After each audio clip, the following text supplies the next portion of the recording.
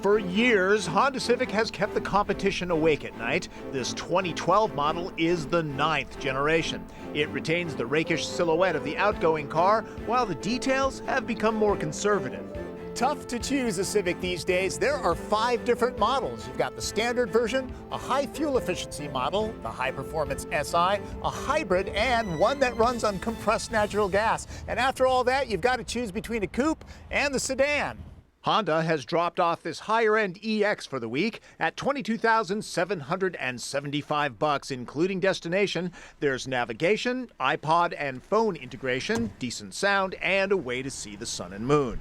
Civic is a little more aerodynamic now. The windshield profile still blends with the hood for one continuous line.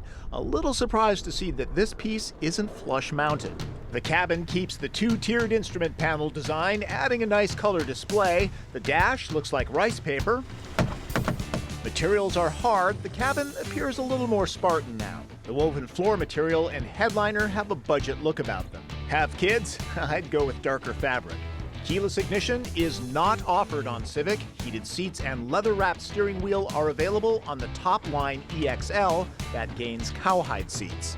Okay, evil twin. Yo, I've adjusted the seat for a comfortable driving position. What do you say? It's actually good for 2 full-sized adults or 3 skinny ones. Plenty of foot and leg room. There's a folding armrest here and storage in the doors. My only gripes, no power port to charge electronics, and only 1 map pocket. Hey, I gotta say, I like that you're back in black. Really? Not too stereotypical? No, I think it's a classic look. Good to hear. EX only comes with 1 transmission, a 5-speed automatic, and no manual shift mode here. It's hooked up to a very clean and smooth 1.8-liter, 140-horse 4-cylinder. Just push here if you're trying to save fuel. Acceleration is average in class, with 0 to 60 runs in the low 9-second range. Honda says there's less road noise now, though it's not as quiet as, say, a Chevy Cruze. Fuel economy is improved, now EPA rated at 28 city, 39 highway. Civic's ride quality seems to be tuned for the masses these days. It's a very comfortable ride. If you want that sporty driving dynamic, go with the SI model. Drive easy and bars on the speedometer turn from blue to green. Your reward for driving efficiently. As expected in a modern car, there's electronic stability control. In Econ mode, throttle response is reduced, cruise control allows for a slight reduction in speed on hills, and the transmission upshifts more aggressively. Personally, I turned it off. Average-sized people will find visibility in Civic to be terrific. Shorter drivers, if you're up close to the steering wheel, you might find that your left-hand view is blocked by the windshield pillar. Those A-pillars are thinner now, and you have to be pretty petite for it to block your view. It's just something that's happening across the board as cars become more aerodynamic.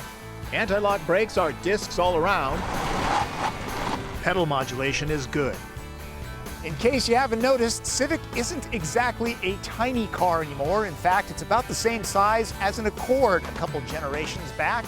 How does that translate to trunk size? Some mid-size sedans only hold 6 packs of this stuff. Civic gobbles up 7 and can carry more if there's no one sitting here. So the 2012 Civic is roomy, fuel-efficient, safe, and most likely reliable. For a new model, though, it's no more compelling than the outgoing one.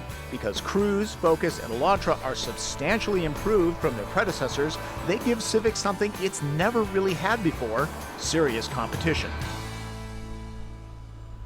You may have heard that Civic is no longer recommended by Consumer Reports. Cars.com, on the other hand, gives it the big thumbs up.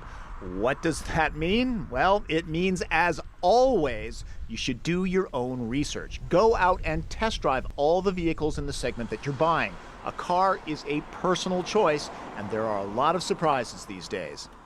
With all those different models, I've got to wonder if there won't be some confusion on the sales floor. Will the fuel-efficient HF model cut into Civic hybrid sales? Is the HF's 1 to 2 mile per gallon increase worth a separate model?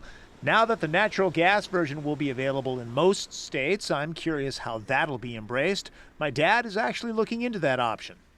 Considering there's 5 ways to buy a Civic, I'm a little surprised there isn't a 6th, the hatchback. It's available in other markets. Typically, Americans don't tend to like them all that much, but recently Ford has been selling an awful lot of Focuses and Fiestas that way. Honda's got to be taking notice of that.